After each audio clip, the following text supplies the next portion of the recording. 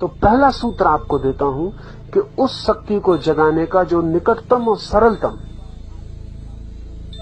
उपाय आदमी के पास उपलब्ध है वो श्वास है। सुबह उठते ही जैसे ही होश आए बिस्तर पर गहरी सांस लेनी शुरू कर दें।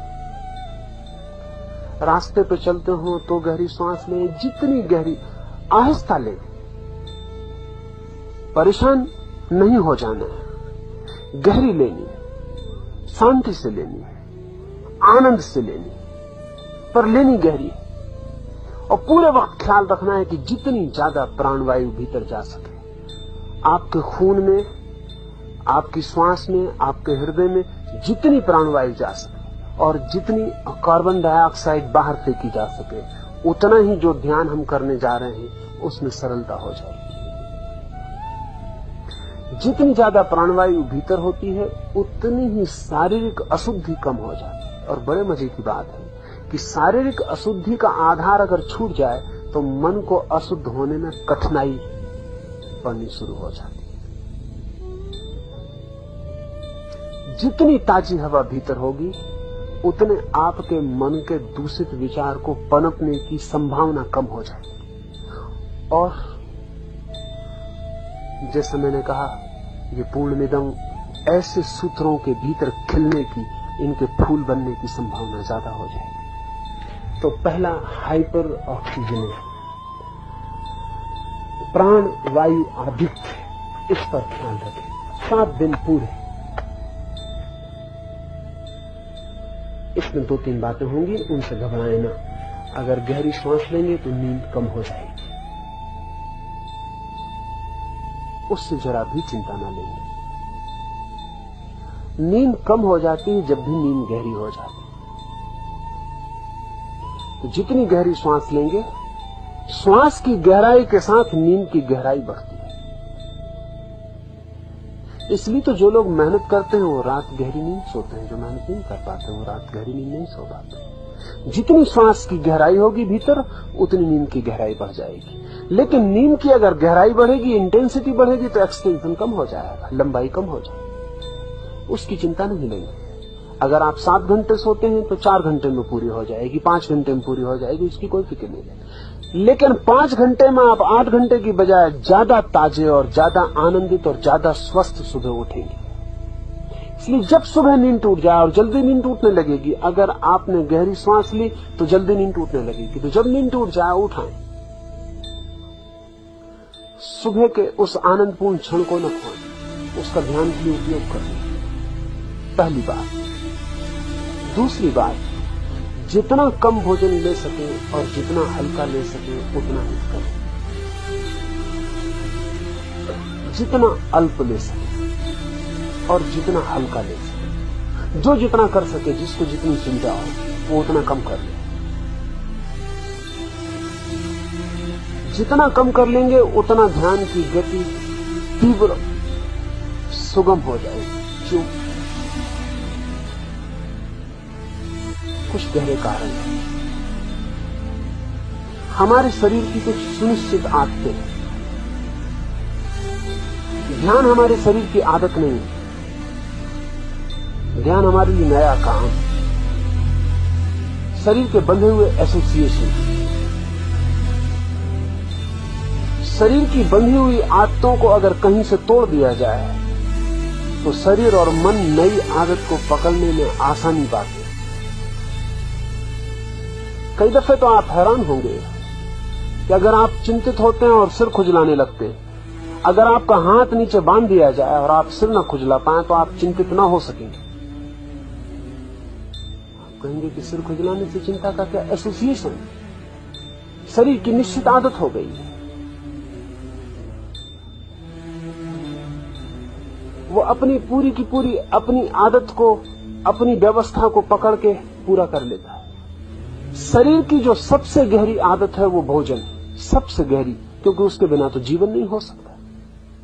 जो डीप मोस्ट, डीपेस्ट, ध्यान रहे, सेक्स से भी ज्यादा गहरी,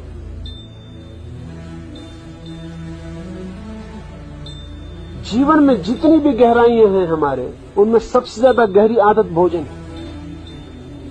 जन्म के पहले दिन से शुरू होती और मरने के आखिरी दिन तक चलती है।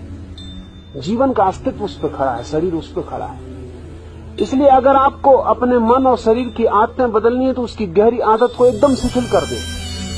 उसके शिथिल होते से शरीर का जो कल तक का इंतजाम था वो सब अस्त व्यस्त हो जाए और उसकी अस्त व्यस्त हालत में आप नई दिशा में प्रवेश करने में आसानी पाएंगे, अन्यथा आप आसानी नहीं पाएंगे। तो जितना कम बन सके, किसी को उपवास करना हो उपवास कर सकते, किसी को एक बार भोजन लेना हो एक बार ले, आपकी मर्जी पर है। नियम बनाने की जरूरत नहीं है। अपनी मर्जी से चुपचाप जितना कम से कम न्यूनतम मिनिमम का ख्याल रखें। दूसरी बात स्वल्प आहार। तीसरी बात एकाग्रता। 24 घंटे में आप गहरी श्वास लेंगे ही, साथ ही श्वास पर ध्यान भी रखें तो एकाग्रता सहज फलित हो जाएगी। रास्ते पे चल रहे हैं, श्वास ले रहे हैं, श्वास बाहर से भीतर गई तो देखते रहें, बी अटेंटिव, देखते रहें कि श्वास भीतर गई, फिर श्वास बाहर जा रही तो बाहर गई, फिर भीतर गई, फिर बाहर गई। ध्यान रखेंगे तो गहरा भी ले पाएंगे, नहीं तो जैसी भूलेंगे वैसी श्वास धीमी हो जाएगी। और गहरा लेते रहेंगे तो ध्यान भी रख पाएंगे, क्योंकि गहरा लेने के लिए ध्यान रखना ही पड़ेगा। तो ध्यान को श्वास के साथ जोड़ लें।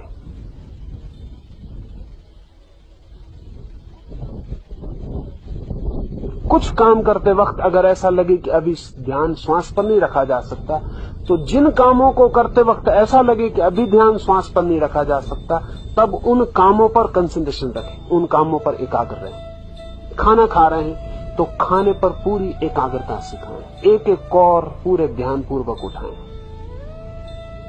स्नान कर रहे हैं तो एक एक पानी का एक कतरा भी ऊपर पड़े तो पूरे ध्यान पूर्वक। रास्ते पे चल रहे हैं तो पैर एक एक उठे तो ध्यान पूर्वक।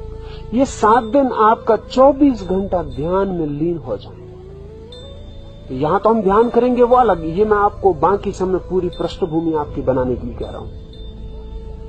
तो तीसरी बात, जो भी करें बहुत ध्यानपूर्वक, बहुत एकाग्र चित्त से करें और ज्यादातर तो श्वास पर ही एकाग्रता रखें, क्योंकि वो 24 घंटे चलने वाली चीज है। न तो 24 घंटे खाना खा सकते, न स्नान कर सकते, न चल सकते। श्वास 24 घंटे चलेगी, उस पर 24 घंटे ध्यान रखा जा सकता है, उस पर ध्यान रखें। भूल जाएं दुनिया में कुछ और हो रहा है, बस एक ही काम हो रहा है कि श्वास भीतर आ रही है और श्वास बाहर जा रही है। बस ये श्वास का बाहर और भीतर आना आपके लिए माला की गुरिया बन जाए, इस पर ही ध्यान को ले जाए। तीसरा सूत्र।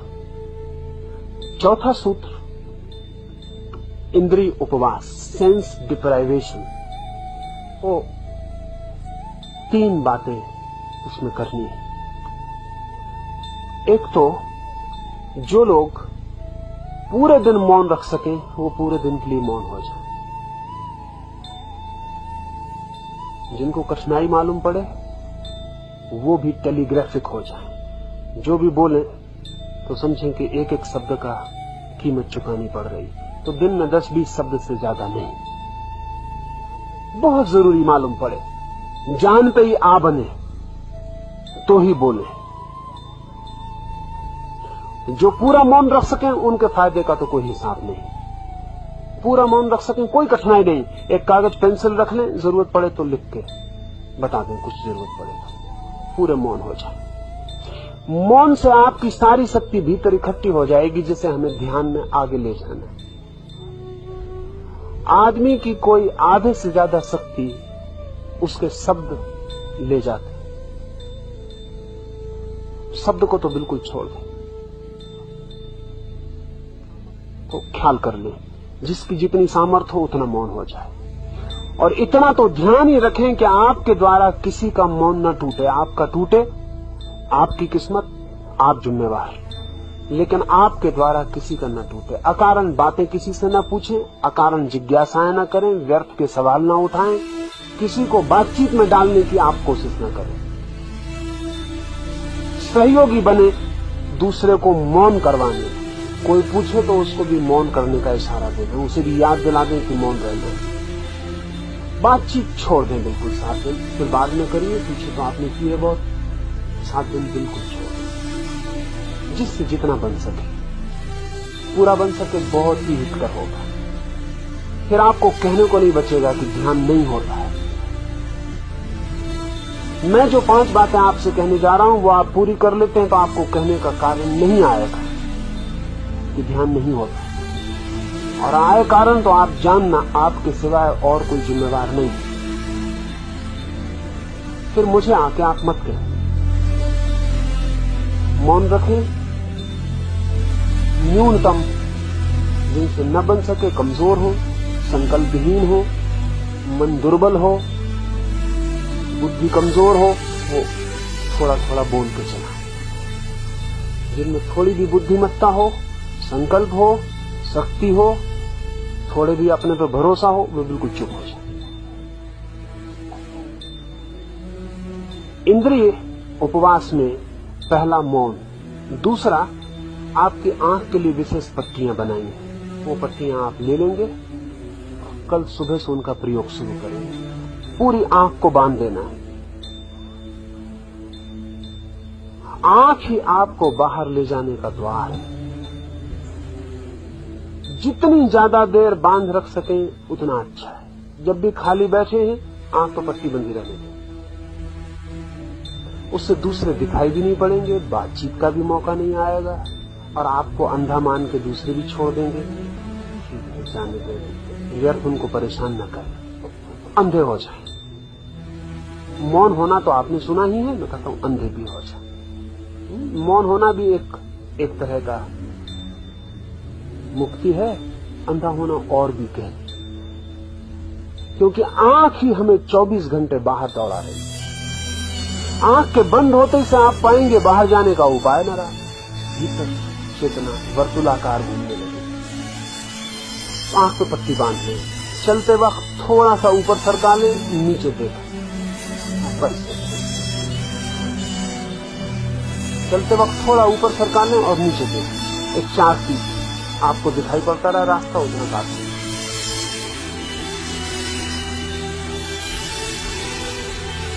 उसे बांधते ही जो रात उसको बांधते ही सो सके वो बांध के सोए। जिनको अड़चन मालूम हो वो निकालते, बांध के सोएंगे, नींद की गहराई में तक पड़ेगा। ये जो पट्टी है वो आप बाकी समय तो बांधे ही रखेंगे।